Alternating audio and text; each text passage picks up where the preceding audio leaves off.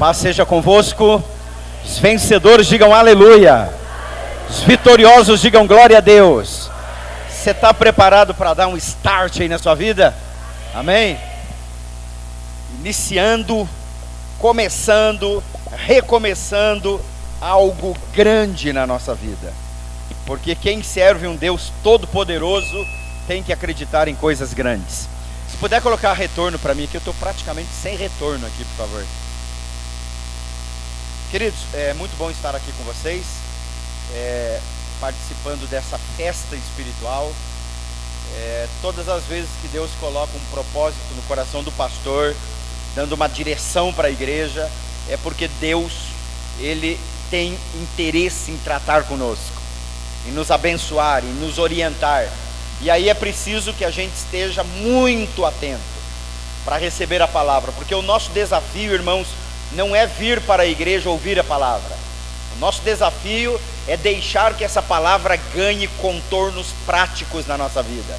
É a gente pegar essa palavra que nós estamos ouvindo aqui e levar ela conosco no dia a dia e praticar. É aí que está a grande diferença. Muitas pessoas ouvem, mas nunca colocam em prática. E aqueles que colocam em prática é o que estão experimentando tudo aquilo que Deus tem preparado para nós. Amém?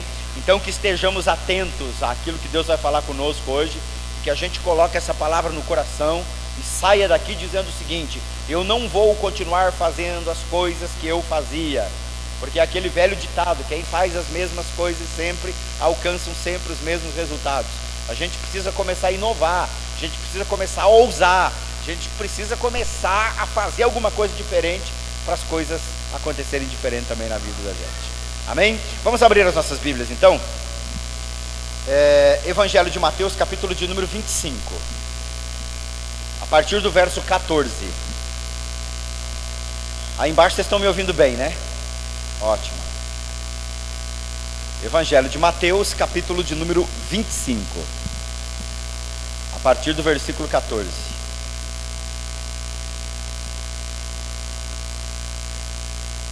E o pastor disse ali para mim: poxa, o pessoal da banda hoje, tecladista, parece que sofreu um acidente de carro, né? É isso? Não é deles? Quem que teve o problema do carro que você me falou? Não? Ué, voz do além que eu ouvi aí? Arrebentou corda de guitarra? Ah, então foi informação atravessada ali, ruído. Vamos lá, Mateus capítulo de número 25, verso 14 em diante. Pois será como um homem que, ausentando-se do país, chamou os seus servos e lhes confiou os seus bens. A um deu 5 talentos, a outro 2 e a outro 1, cada um segundo a sua própria capacidade. E então partiu. O que recebera 5 talentos saiu imediatamente a negociar com eles e ganhou outros 5. Do mesmo modo, o que recebera 2 ganhou outros 2. Mas o que recebera 1, saindo, abriu uma cova e escondeu o dinheiro do seu senhor. Depois de muito tempo, voltou o senhor daqueles servos e ajustou conta com eles. Então, aproximando-se os que receberam 5 talentos, entregou outros 5, dizendo: Senhor, confiaste-me 5 talentos, está aqui outros 5 talentos que eu ganhei. Disse-lhe o Senhor: muito bem, servo bom e fiel, foste fiel no pouco, sobre o muito te colocarei, entra no gozo do seu Senhor. E aproximando-se também o que recebera 2 talentos, disse: Senhor, 2 talentos me confiastes, aqui tens outros 2 que eu ganhei. Disse-lhe o Senhor: muito bem, servo bom e fiel, foste fiel sobre o pouco, sobre o muito te colocarei, entra no gozo do seu Senhor. Quando por fim o que recebera 1 talento, disse: Senhor, sabendo que és homem severo, que ceifas onde não semeastes e ajunta onde não espalhastes, receoso, escondi na terra o teu talento, aqui tens o que é teu. Respondeu-lhe, porém, o Senhor: servo mau e negligente, sabia-se que ceifo onde não semeei e junto onde não espalhei? Cumpria, portanto, que entregasses o meu dinheiro aos banqueiros, e eu, ao voltar, receberia com juros o que é meu. Tirar-lhe, pois, o talento e dai ao que tem 10, porque a todo o que tem se dará, e terá em abundância. Mas ao que não tem, até o que tem lhe será tirado. E quanto ao servo inútil, lançai-o para fora nas trevas. Ali haverá choro e ranger de dentes. Amém? Que o Senhor Jesus abençoe essa palavra. Outro dia eu li uma crônica de um cientista americano chamado Frank Borman. E ele descreveu uma cena que ele viu no quintal da casa dele. Ele tinha plantado uma pequena horta de morangos, e ele tinha colocado no centro da horta, no meio da horta, um espantalho, para que os pássaros não chegassem ali e devorassem toda a horta de morango. E essa experiência que ele teve foi uma experiência maravilhosa, porque lá no centro da horta estava aquele feio e apavorante espantalho. As roupas gastas e rasgadas, dava a impressão de estar abandonado, parecia um bêbado, chapéu pendido para o lado, e ele estava com os braços presos numas estacas. E ele começou a observar, olhou para a horta de morango dele, olhou para o espantalho, e ele viu que em cada um dos braços do espantalho tinha 2 pardais. Os pardais desceram ali na horta, saborearam o morango e depois subiram no braço do espantalho e estavam lá fazendo a digestão dos morangos. Só que ele olhou na cerca e ele viu que na cerca tinha mais uns 20 para 30 pardais na cerca, morrendo de fome, olhando para aqueles morangos apetitosos, mas a figura do espantalho lhes roubava a coragem de descer na horta e de saborear aquilo que eles tinham direito. A história que eu li para vocês hoje à noite é uma parábola. É uma parábola que Jesus fala do fim dos tempos e que nos mostram 3 personagens nessa parábola. A parábola é simples, eu posso contar com as minhas palavras em 1 minuto para você melhor entender. Um homem estava para partir para uma terra distante, chamou os seus servos e confiou parte do seu dinheiro, da sua riqueza, dos seus bens. Só que o dinheiro naquela época não se chamava dólar, dinheiro naquela época não se chamava real, o dinheiro naquela época se chamava talento. E muitas vezes alguns pregadores confundem essa palavra talento aqui com talento, com dons pessoais, com capacidade, com talentos pessoais. Mas a história aqui não tem nada a ver com habilidades pessoais. A história aqui tem a ver com dinheiro. Ele chamou os seus servos e foi dando a cada um deles o seu quinhão. Foi dando parcela, segundo a capacidade que cada um tinha de administrar. Deu parte da renda, do patrimônio, parte dos bens, parte da riqueza, para cada um administrar. A um deu 5, ao outro deu 2, e ao último ele deu 1. E ele disse: olha, vocês vão trabalhar com esse dinheiro, vocês vão se esforçar, vocês vão produzir alguma coisa, ver se vocês conseguem algum lucro, enquanto eu estarei fora viajando. Quando eu retornar, vocês me prestam conta. E aí o que tinha 5, ele negociou, e quando o Senhor voltou, ele disse: Senhor, o Senhor me confiou 5, eu cuidei bem deles, eu trabalhei, eu me esforcei, usei minha criatividade e produzi outros 5. Então eu estou dando aqui, devolvendo para o Senhor o dobro. Ele disse: muito bem, servo bom e fiel, foste fiel sobre o pouco, sobre o muito eu te colocarei. Você tem a capacidade de administrar muito mais coisas. Aquele que tinha recebido 2 fez a mesma coisa. Senhor, eu recebi 2, eu dobrei, está aqui de volta. Ele disse: muito bem, você também tem a capacidade de administrar muito mais, eu vou confiar mais coisas ao Senhor. Agora, aquele que tinha recebido 1 chegou para o Senhor e disse assim: Senhor, eu sabia que tu és um homem severo, eu sabia que se eu perdesse esse dinheiro, se eu pisasse na bola seria difícil, o Senhor não iria tolerar uma falta minha. Então eu peguei esse dinheiro, eu escondi na terra, eu não fiz nada com ele. O Senhor voltou, eu vou ser fiel e lhe devolver apenas o que o Senhor me confiou. E aí o texto diz aqui que a sentença foi dura, porque ele disse: se você sabia que eu era mau, servo negligente, se você sabia que eu quero ceifar de onde eu não semeei, se você deduziu que eu junto de onde eu não espalhei, pelo menos colocasse o seu dinheiro no banco. Vem para a caixa você também, colocasse lá na poupança, na caderneta de poupança, pelo menos eu estaria recebendo o meu dinheiro agora com juros, o juro mínimo que tem na praça. Agora, enterrar o meu dinheiro, você não poderia ter feito isso. Tire o que ele tem e dê para aquele que tem 10. Porque aquele que não tem, até o que tem se lhe será tirado. Então vejam que dois personagens desse nos enchem de admiração. E um deles nos dá tristeza. O terceiro é um infame. A sua história é uma vergonha, a sua vida é um mau exemplo. Ele perdeu não porque ele não tivesse oportunidade. Ele teve a oportunidade dele. Ele perdeu não porque ele não tivesse habilidades. Ele tinha habilidades. Ele perdeu não porque ele tinha sido negligenciado pelo Senhor. Não, ele estava com medo. Era igualzinho aqueles pardais na cerca de morangos. Medo de agir, medo de dar um start na sua vida espiritual, na sua vida financeira, na sua vida empresarial. E eu queria meditar com vocês hoje, tirar algumas lições, não dos dois, mas tirar uma lição desse mau servo, uma lição que não nos ensine a ser assim, uma lição que nos ensine a não trilhar por esse caminho, uma lição que nos ensine a não enterrar aquilo que Deus nos deu, seja dinheiro, seja tempo, seja habilidade, não interessa o que seja. Porque a pergunta que todos nós devemos fazer hoje à noite é a seguinte: por que foi que aquele servo fez isso? Por que foi que ele enterrou os talentos? Por que foi que ele não produziu? Por que foi que ele não agiu? Porque, irmãos, a história deste homem muitas vezes é a minha história e é a sua história.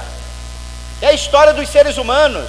E aí a pergunta que nós devemos fazer a nós mesmos é: por que foi que ele enterrou o talento? Primeiro, ele enterrou o talento porque ele tinha medo da sua pequenez. Veja que, aos olhos do seu Senhor, ele é o que tem menos competência. Porque o texto diz que o Senhor foi distribuindo os talentos segundo a competência de cada um. E ele foi o que menos recebeu. Mas ao invés dele vir a pequenez dele como um desafio a ser superado, ele viu a pequenez dele como um motivo de se encaramujar, de se trancar. A maioria das pessoas, elas olham muitas vezes para a sua pequenez como sendo um peso que lhes inabilita de fazer alguma coisa. Por exemplo, se você é filho de pessoas pobres, você pode ter duas perspectivas na vida. Você pode olhar para você e você pode me dizer assim: pastor, eu nasci numa família pobre, eu não tive muitas oportunidades na minha vida. Você tem duas perspectivas. A primeira, você pode dizer assim, ó: quem nasceu assim, vai crescer assim, vai ser sempre assim e vai morrer assim. A Gabriela do Chico Buarque. Pau que nasce torto, morre torto. Ah, pastor, a minha vida sempre foi difícil, eu não tive muitas oportunidades, como é que eu vou dar um start na minha vida? E a outra perspectiva é o seguinte: eu nasci desse jeito, e qualquer vitória que eu tiver será uma grande vitória, porque eu me sobrepujei, porque eu me superei. Quer dizer, você pode enxergar a vida de duas maneiras. Você pode enxergar a vida de uma maneira que te incapacita, ou você pode enxergar a vida de uma maneira que te impulsiona para frente. Como é que você vai se vir? Como é que você vai se enxergar? Você vai se ver como uma pessoa que não tem capacidade? E aí você pode preencher a frase, ó: eu não posso porque... eu não posso porque eu sou muito ocupado. Eu não posso porque eu sou velho demais. Irmão, velho demais? Dá licença.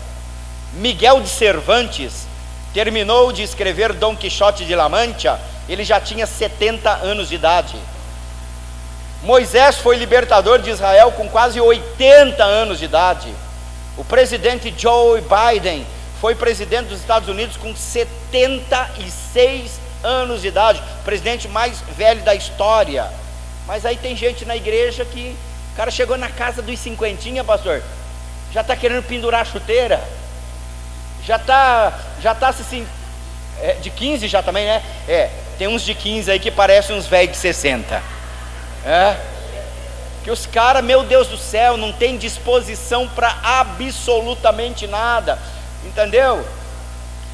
E irmãos, a maioria das pessoas que eu conheço enxergam a vida assim.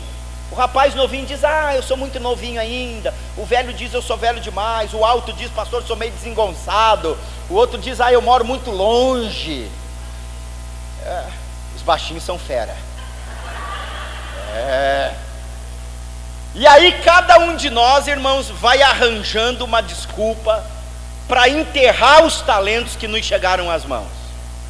Vocês lembram da história dos espias que foram sondar a terra prometida? Antes de entrar na terra, Moisés, ele separou 12 homens, cada um representando uma das 12 tribos de Israel.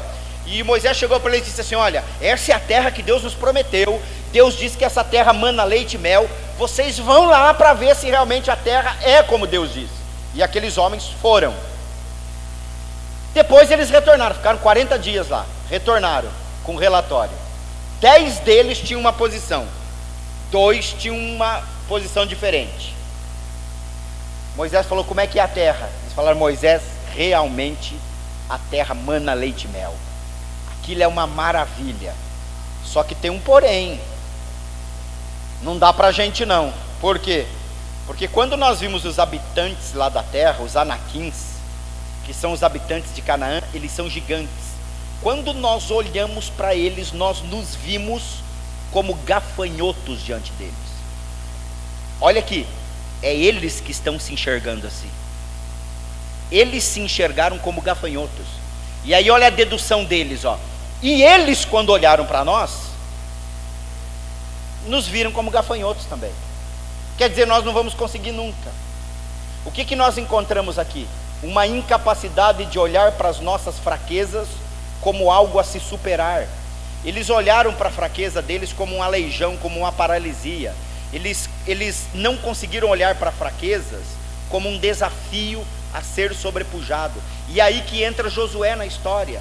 Josué diz, não! Deus é por nós, nós podemos vencer esses gigantes. Nós não somos gafanhotos. E aí Caleb, cujo nome em hebraico significa cão, era forte, corajoso, ele diz, nós podemos vencer esses gigantes, nós podemos conquistar essa terra. Irmãos, o que eu quero ensinar para vocês hoje à noite é que você pode sobrepujar, você pode superar as suas limitações, quais sejam elas, sejam emocionais, sejam físicas, sejam espirituais, porque nós estamos ligados num poder que é maior que o nosso, e a Bíblia Sagrada diz que esse poder vai se aperfeiçoar na nossa fraqueza. E o apóstolo Paulo, escrevendo aos Coríntios, ele diz assim, não foram muitos os sábios, não foram muitos os poderosos que Deus escolheu. Deus chamou os humildes, Deus escolheu as coisas loucas desse mundo para confundir as sábias, Deus escolheu as coisas fracas para confundir as fortes, Deus chamou as coisas que não são para confundir as que são. Com o Senhor nós podemos romper, com o Senhor nós podemos vencer barreiras, com o Senhor nós podemos sobrepujar todos os nossos desafios. Meu irmão, pode um homem gago ser o maior legislador que o mundo já conheceu? Pode. Moisés foi. Vocês sabiam que Moisés era gago? Eu acho que é por isso que Deus mudou o nome do irmão dele, porque o irmão dele se chamava Arão. Mas acho que todas as vezes que que Moisés ia falar com Deus, Deus abençoa meu irmão Arão, Deus falou, já vou mudar o nome dele para resolver teu problema.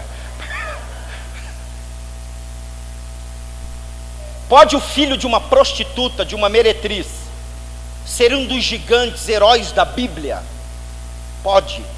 Jefité foi juiz em Israel, mencionado na galeria dos heróis da fé de Hebreus, filho de uma prostituta. Pode um boiadeiro, peão, se tornar um grande herói de Deus? Pode. Amós se tornou. Pode um pescador ser uma das grandes colunas da igreja? Pode. Pedro foi. Pode um homicida se tornar o maior, o grande codificador do cristianismo? Pode. O apóstolo Paulo se tornou o maior codificador doutrinário do cristianismo. Tem mais livros escritos por ele no Novo Testamento do que por qualquer outro autor. Deixa eu dizer uma coisa para você: não deixe que aquilo que você não sabe, aquilo que você é ruim, que você não tem muita habilidade, que você tem vergonha, às vezes é um defeito físico, às vezes é a pessoa que não se gosta, tem uma falta de autoestima. Às vezes quando você era criança, os outros diziam assim, ó, você é muito feio, você é muito burro, e as pessoas colocavam você para baixo, e você cresceu com essa atitude, e hoje você é um pardalzinho na cerca.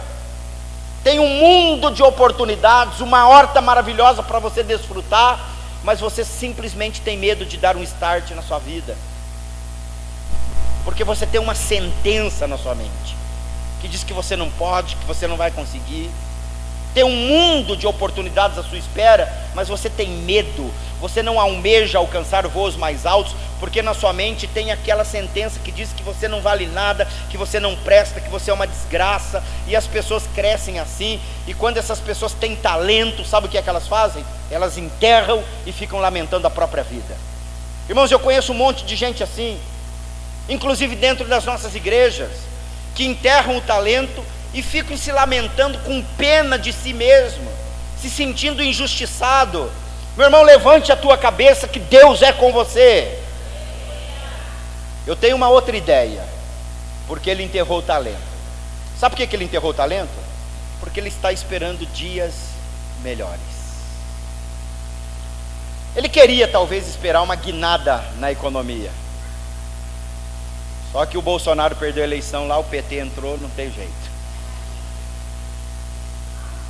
Ele guardou o dinheiro dele, o Senhor voltou, e o investimento que ele queria fazer não aconteceu. Quando ele se deparou com o Senhor, ele disse: Senhor, aqui está de volta o que é seu. Eu não consegui granjear nada. Irmão, você sabe o que a minha experiência de vida me mostra? É que, de fato, na nossa vida, nós estamos sempre esperando uma boa ou uma excelente oportunidade para a gente fazer alguma coisa. Só que essa oportunidade nunca chega. Num dia desses, num culto, numa igreja, não sei aonde, o pastor fez uma pergunta para o auditório. Ele disse: meus irmãos, vocês sabem qual é o lugar mais rico do mundo? E aí um sujeito levantou lá e disse: pastor, o lugar mais rico do mundo é Wall Street, em Nova York. O pastor disse: não. Qual é o lugar mais rico do mundo, pessoal? O outro disse lá: o lugar mais rico do mundo é Mônaco. O pastor disse: não. Qual é o lugar mais rico do mundo? Aí o próprio pastor respondeu: o lugar mais rico do mundo é o cemitério da cidade, porque no cemitério da cidade estão enterrados os livros que nunca foram escritos, os tesouros que nunca foram ganhos, as empresas que nunca foram abertas, as iniciativas que nunca aconteceram, tudo enterrado lá, esperando dias melhores. Deixa eu falar uma coisa para você. Tem gente que diz assim, ó: ah, pastor, se eu estivesse morando em tal lugar, aí eu me envolveria mais com a igreja, aí eu faria isso, aquilo. Aí o cara vai morar em tal lugar e continua mesmo, porque mudança geográfica não muda a atitude de ninguém. Aí tem gente que diz assim: ah, se eu tivesse isso, aí eu faria. E aí você tem isso, e você não continua não fazendo absolutamente nada. Sabe por quê? Porque o livro de Provérbios diz assim, ó: o preguiçoso, ele grita: tem um leão solto na rua. Quer dizer, para o preguiçoso, qualquer desculpa vale, até que tem um leão solto na rua. Me diga quantas vezes você vê um leão solto na rua. Mas para quem não quer fazer, ele inventa qualquer coisa. Irmãos, eu vejo na igreja, por exemplo, pessoas que se envolvem com o ministério. Ninguém é obrigado a se envolver com o ministério. Aí ele se envolve com o ministério e depois ele fica arrumando desculpas para não frequentar a reunião, arrumando desculpa para não se envolver com os projetos da igreja. Tem gente, pastor, que ele falta na igreja em algumas reuniões, e aí ele vem com as desculpas. E desculpa, ele mata avô, ele mata tio. Não vem porque meu avô morreu, entendeu? O avô dele já morreu 220 vezes, entendeu? Ah, o que aconteceu, irmão? Quer dizer, meu irmão, que tipo de vida você quer para você? Que tipo de vida você quer para você? O livro de Eclesiastes diz assim, ó: quem observa o vento não plantará, e quem fica olhando para as nuvens jamais colherá. O que quer dizer? Se você ficar esperando as condições perfeitas, você nunca vai fazer nada. Ficar esperando dias melhores, hoje não vai dar. Outra coisa, a gente tem costume de pegar datas importantes. A gente fala assim, a partir do final do ano, a partir da próxima Santa Ceia, a partir da Páscoa, a partir de semana que vem, segunda eu começo. E não começa nada. E a vida continua a mesma, e a vida vai passando rápido demais. Por isso que a Bíblia diz assim, tudo o que vier nas nossas mãos para fazer, faze-o bem feito. Irmãos, a hora de você dar um start na sua vida é agora, é hoje. Você tem talento nas suas mãos, seja dinheiro, seja tempo, seja amor, seja o que for, faça agora, porque o amanhã pode ser que não chegue. Eu me lembro quando eu era moleque, eu ia na mercearia. Naquele tempo tudo você comprava na mercearia, tinha mercado, não tinha nada. E eu chegava lá, minha mãe dizia, vai buscar o leite. Eu chegava lá, tinha uma plaquinha de papel colada na parede, que dizia assim, fiado só amanhã. Eu achava aquilo maravilhoso, porque eu lia lá, fiado só amanhã. Aí eu voltava amanhã, lá chegava, fiado só amanhã. Aí voltava no outro dia, fiado, e eu dizia assim, esse amanhã não chega nunca. Irmão, deixa eu te perguntar uma coisa para você. Para você, o tempo de servir a Deus é sempre amanhã?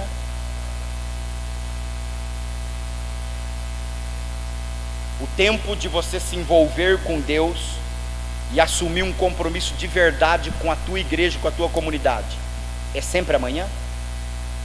Não, irmãos, o tempo é hoje, é aqui e é agora. Você sabe o que me desespera muito na vida? É imaginar que muitas vezes, muitas pessoas estão jogando a vida para frente, jogando a vida para frente, jogando a vida para frente, e um dia, por algum motivo mais louco, nós somos tomados, nós somos ceifados, e os nossos planos ficaram naquele um talento. E a gente vai chegar diante de Deus, e Deus vai olhar para nós, vai dizer, e daí, meu filho? Você vai dizer, Senhor, eu estava esperando dias melhores, e hoje eu estou aqui diante do Senhor, de mãos abanando. E agora, por último, mas não menos importante, você sabe a razão pela qual aquele rapaz não negociou o talento que ele recebeu do Senhor? Isso é importante, porque ele tinha uma ideia errada do seu Senhor. Veja a frase dele no verso 24: Senhor, sabendo que eras um homem severo, que ceifas onde não semeastes, ajunta onde não espalhastes, receoso escondi na terra o seu talento, está aqui o que é seu. Quer dizer, ele dizia, eu sabia quem tu eras. Para mim o Senhor era um sujeito mau. Quando o Senhor exige de mim, exige sem misericórdia. Eu fiquei com medo de ti, atemorizado. Em outras palavras, o Senhor é um homem tão duro que eu fiquei morrendo de medo de fazer qualquer coisa. Então, às vezes, eu vejo na igreja tantas pessoas que têm ideias erradas de Deus, e aí agem como esse rapaz. Então, irmãos, assim, que uma pessoa desconfie da existência de Deus, eu acho normal. Não acho natural, acho normal que uma pessoa desconfie da existência de Deus. Porque no mundo em que nós vivemos, onde elas são criadas em residências, aonde não se fala de Deus, vai para a faculdade, para um colégio, aonde se ensina a não existência de Deus, isso é normal, não é natural, mas é normal. Quer dizer, é compreensível que numa sociedade como a nossa se duvide da existência de Deus. E aí estamos nós aqui para pregar o Evangelho e mostrar que Deus é real. Agora, o meu drama é o seguinte: que uma pessoa acredite que Deus existe, mas que duvida do caráter de Deus. Aí está o problema. Uma pessoa que não sabe quem Deus é, tudo bem. Agora, uma pessoa que sabe quem Deus é, mas que tem medo do caráter de Deus, isso é inadmissível. E esse é muitas vezes o drama das pessoas dentro das igrejas, que são completas ou totalmente inúteis para Deus. Mas são inúteis não porque são preguiçosos, são inúteis não porque são maus, são inúteis porque nutrem uma ideia de um Deus tão vingativo, tão mau, tão duro, que eles não têm iniciativa para nada. E aí está o drama desse rapaz, ele tinha uma ideia errada do seu Senhor. Você lembra aquele leproso, lá no capítulo 8 de Mateus, que chegou diante de Jesus e disse assim: Senhor, se quiseres, eu serei limpo. E Jesus olhou para ele e disse: eu quero, seja limpo. Irmãos, quando eu leio a história desse leproso, eu me emociono, eu fico sensibilizado quando eu vejo o clamor desse rapaz, porque ele diz assim: Senhor, se tu queres. Sabe por quê? Porque uma pessoa que chega perto de Jesus perguntando se tu queres, é porque sabe que ele pode. A dúvida é se ele quer. Quer dizer, tem uma ideia errada de Deus, que Deus é todo poderoso, eu não tenho dúvida nenhuma. A minha questão, pastor, é saber se ele quer me abençoar, se ele me quer bem, se ele me ama. Teve um culto que eu terminei na minha igreja, uma pessoa chegou para mim e disse: pastor, por que Deus não faz isso por mim? Como que querendo dizer assim, ó, o que foi que eu fiz para Deus não me abençoar? Eu sei que Ele pode, por que Ele não faz? Essa era a dúvida dela. Como que querendo dizer assim, ó, como é que pode um Deus que podendo não faz nada? Veja, irmãos, que esse sentimento, ele é imobilizante. Ele nos torna estáticos, parados, porque nós não temos uma visão de um Deus que pode, mas não quer. Então imagine um pai que, podendo fazer alguma coisa por um filho, não faz. Pai, por que o senhor não faz? Porque eu não quero. Que ideia esse filho vai ter do pai? Por que o senhor não faz, pai? Porque eu não quero. Muitos de nós temos essa ideia a respeito de Deus, que o Deus da Bíblia é um Deus todo poderoso, mas por algum motivo estranho que ninguém sabe qual é, Ele não faz. E aí o que a gente vem fazer na igreja? Vamos ver se a gente arranca alguma coisa de Deus. Essa é a ideia que algumas pessoas têm de Deus. E aí muitas das correntes de oração, muitas das campanhas que se fazem nas igrejas, é isso. As pessoas se aproximam de Deus, vê se consegue, vê se arranca, vê se convence, vê se eu consigo sensibilizar Deus o suficiente para Ele fazer alguma coisa comigo, porque não é possível, Deus. Então essa visão, ela é distorcida, ela é errada, ela não é bíblica, porque a Bíblia Sagrada diz assim nas palavras de Jesus: qual de vós, sendo maus, que o filho lhe pedir um pão, você lhe dará uma pedra? Qual de vocês, sendo maus, que o filho se aproximando de vocês e pedindo: papai, eu preciso de um pão, você vai falar: pega essa pedra aqui, meu filho. E aí a Bíblia diz: ora, se vocês que são maus sabei dar boas dádivas aos vossos filhos, quanto mais Deus lhes dará aos que lhe pedirem. A Bíblia diz assim, ó, antes da palavra chegar à nossa boca, o coração de Deus já está sensibilizado por nós. Antes de nós falarmos qualquer coisa, Deus nos quer bem. E outra coisa, Deus nos quer bem não por aquilo que nós fazemos. Deus nos quer bem por causa de Jesus, o seu Filho, que morreu por nós na cruz do Calvário, porque deu a sua vida por nós. Deus nos quer bem de graça. Você, meu irmão, é a menina dos olhos de Deus. Você não precisa sangrar, você não precisa arranhar os joelhos numa escadaria de uma igreja para Deus fazer alguma coisa para você. Você não precisa colocar uma pedra na cabeça e se sacrificar para Deus te abençoar. Você não precisa andar pelas ruas de uma cidade grudado numa corda, no meio de uma multidão, para ser abençoado por Deus. Deus não é assim. Para Deus você é uma pessoa especial. Você é a obra da criação. Tem um livro de um biólogo que ele diz que a nossa pele é como um tecido. Veja que a Bíblia Sagrada, ela estava certa quando ela diz lá no Salmo de número 139 que nós fomos entretecidos no ventre da nossa mãe por Deus. Você é alvo do amor de Deus. Deus não está preocupado com as estrelas e com as galáxias como Ele está preocupado com você. A Bíblia diz que os olhos de Deus correm por toda a terra, de um lado para o outro, procurando aqueles a quem Ele possa se mostrar forte. Deus está procurando por você hoje à noite. Meu amigo, tenha iniciativa. Apresente-se diante de Deus, não com medo dEle. Apresente-se diante de Deus com a cabeça erguida, com o peito estofado para fora, alegre, porque Deus te quer bem. Muitas vezes você vem aqui para a igreja, você vai louvar a Deus dizendo: você abre a sua boca e você começa a cantar, o diabo vem e fala no seu ouvido: com que direito você louva a Deus? Safado, pecador, cafajeste que você é. Pode olhar para o atleticano e dizer assim: eu posso ter pecados na minha vida, mas Deus me quer bem mesmo assim.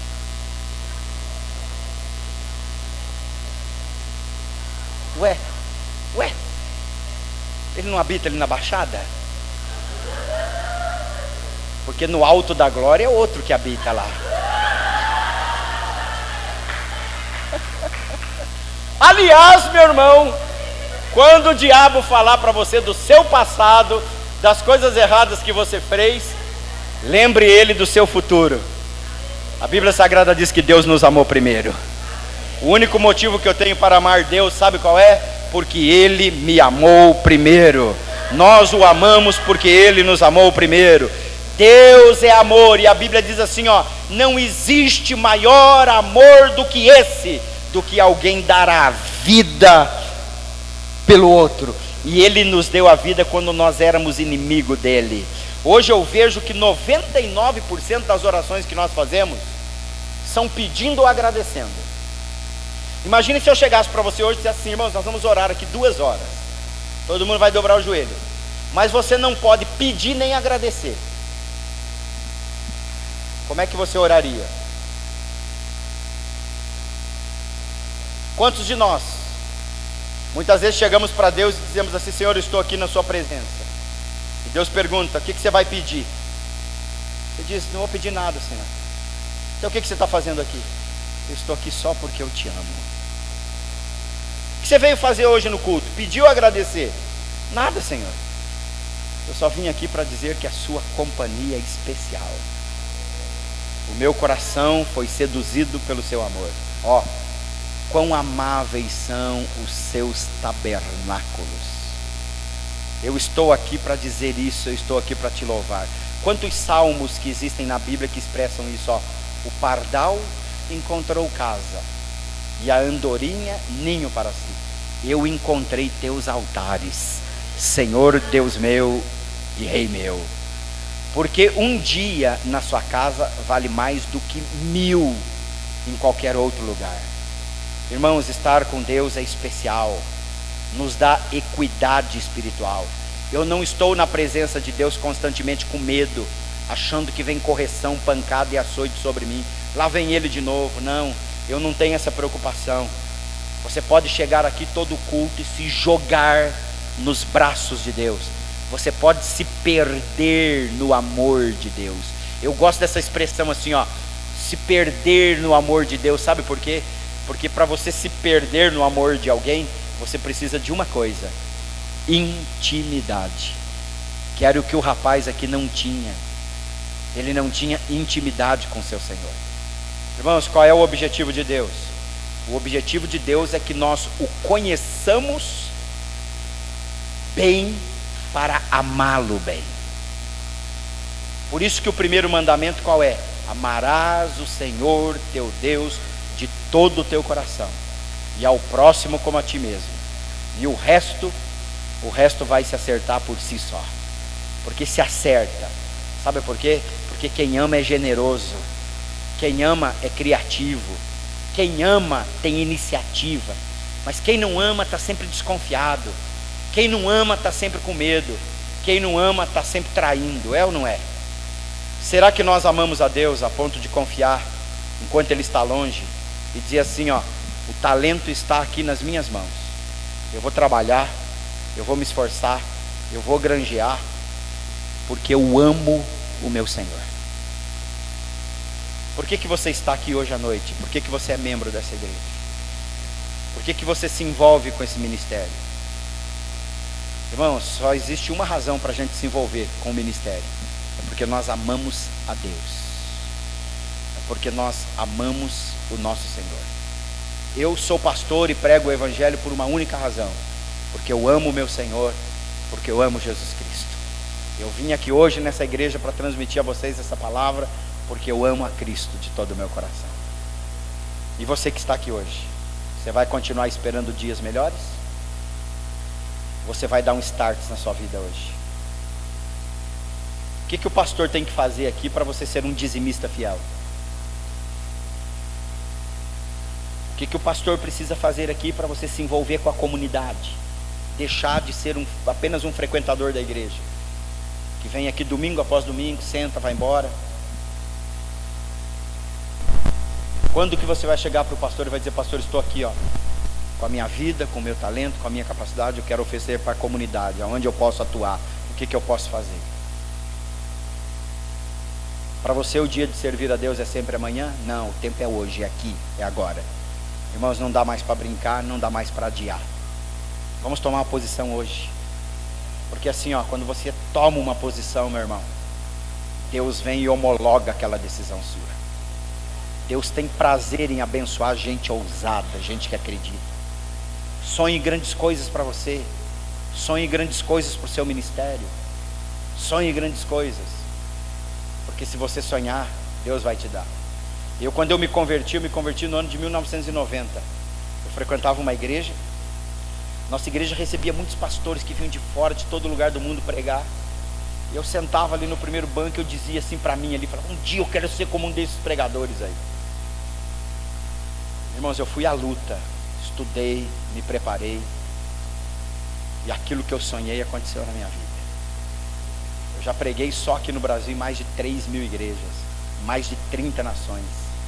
Vivi parte da minha vida nos Estados Unidos. Já publiquei 6 livros, um com mais de 300.000 cópias vendidas. E Deus honrou um menino que um dia lá no banco de uma igreja sonhou isso para a vida e resolveu dar um start, um começo, um início. O que eu quero dizer para você é o seguinte, meu irmão: vocês como igreja aqui podem, se quiserem, se tornar a maior igreja da Fazenda Rio Grande. Você pode se tornar o maior empresário aqui da Fazenda Rio Grande. Você pode se tornar aqui uma pessoa notória nas mãos de Deus. Para isso basta você querer, você acreditar, você lutar, você se preparar, você ir em busca daquilo que você quer. Deus é o Deus Todo-Poderoso. Ele tem prazer na prosperidade dos seus filhos. Ele tem prazer em nos abençoar. E Ele quer abençoar a sua vida. Agora, não dá para adiar mais. Nós precisamos tomar uma posição hoje. Vamos nos colocar em pé?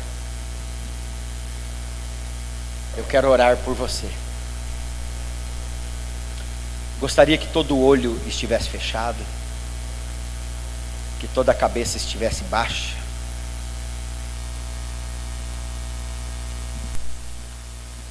O pessoal da música quiser chegar para a gente cantar uma canção. Olha para dentro de você agora com sinceridade e pensa em tudo isso que eu te disse. Tem alguma coisa que te limita? Você diz assim: eu quero fazer, mas você sempre está procrastinando.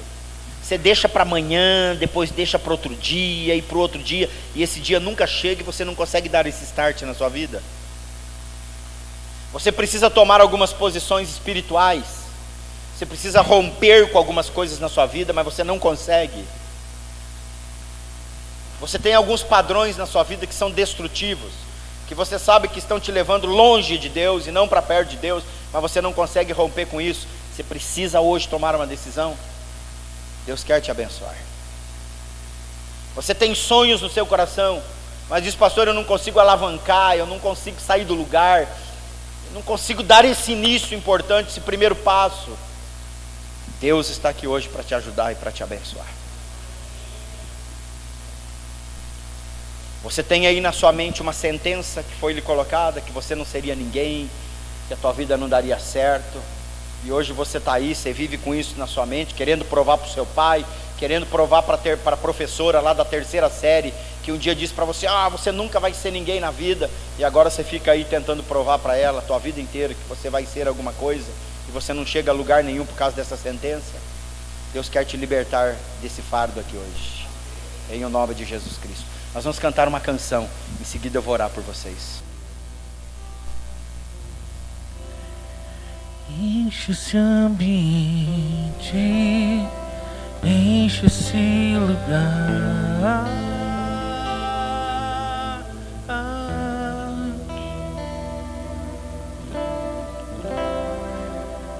Te damos liberdade, que cai o seu espírito.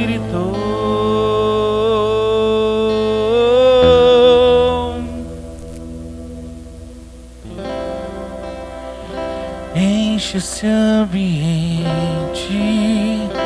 enche esse lugar.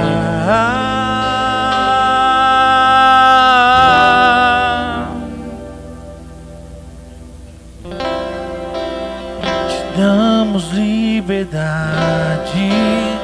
que cai o seu Espírito.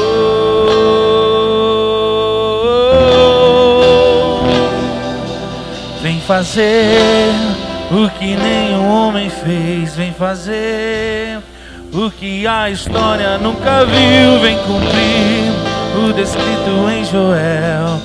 Aviva-nos, viva-nos, vem fazer o que nenhum homem fez, vem fazer o que a história nunca viu, vem cumprir o descrito em Joel. Aviva-nos.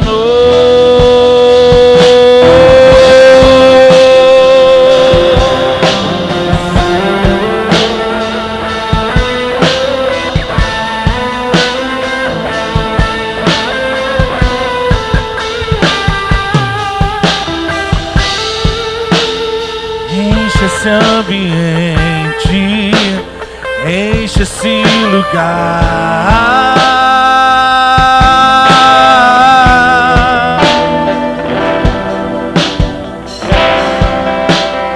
Damos liberdade, que cai o seu Espírito.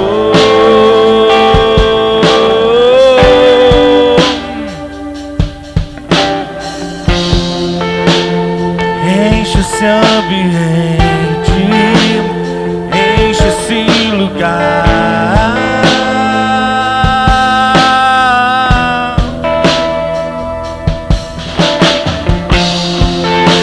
Te damos liberdade, que cai o seu Espírito.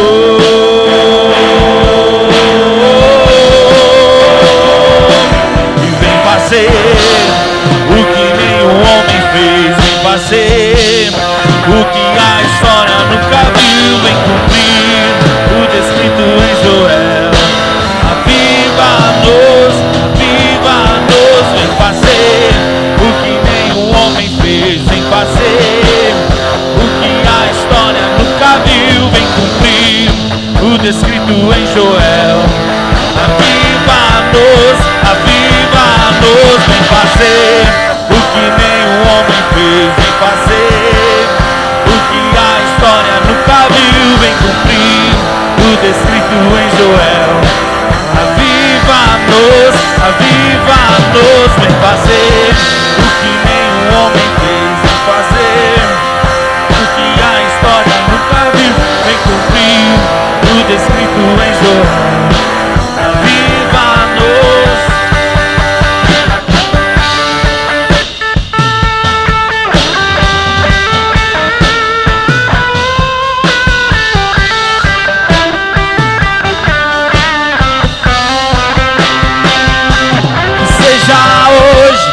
Seja agora, vem derramar o seu Espírito, que seja hoje, que seja agora, vem derramar o seu Espírito, que seja hoje, que seja agora, vem derramar o seu Espírito, que seja hoje, que seja agora, vem derramar do seu Espírito, que seja hoje, que seja agora, vem derramar do teu Espírito, que seja hoje, que seja agora, vem derramar do seu Espírito, que seja hoje, seja agora, vem derramar.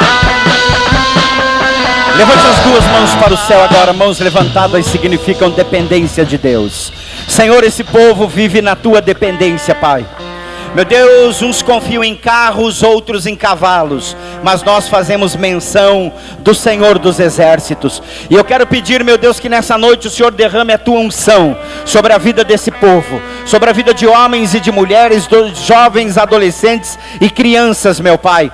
Que o Senhor derrame, meu Deus, uma unção que nos impulsione, meu Deus, nos impulsione, meu Deus, na direção da tua vontade, nos impulsione, meu Deus, na direção de uma vida santa, nos impulsione, meu Deus, na direção de uma vida próspera, nos impulsione, meu Deus, na direção da tua plena vontade para as nossas vidas. Meu Pai, se alguém nessa noite olhou para dentro de si e se deparou com uma dificuldade, meu Pai, que o impede de multiplicar esse talento que o Senhor colocou nas mãos, eu quero pedir que o Senhor estenda as tuas mãos hoje, meu Deus, para abençoar e livrar essa pessoa desse fardo, meu Pai.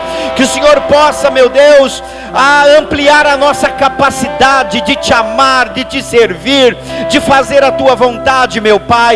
Deus, que o Senhor possa colocar no coração de pessoas aqui grandes sonhos, que o Senhor possa nos impulsionar, nos ajudar a vencer os nossos medos, a vencer as nossas fobias, meu Pai, medos que estão nos paralisando, meu Deus, e nos impedindo de desfrutar do melhor que o Senhor tem para nós, Pai. Eu quero abençoar a vida de cada pessoa, da dona de casa, do chefe de família, quero abençoar o trabalho, quero abençoar os negócios, meu Pai. Que esta semana, meu Deus, seja uma semana, meu Pai, extraordinariamente abençoado para todo esse povo. Seja uma semana de surpresas, meu Pai, seja uma semana de expansão, meu Deus, Pai. Que o Senhor também possa dar um start no mundo espiritual em favor de todas essas pessoas que estão aqui hoje, meu Pai.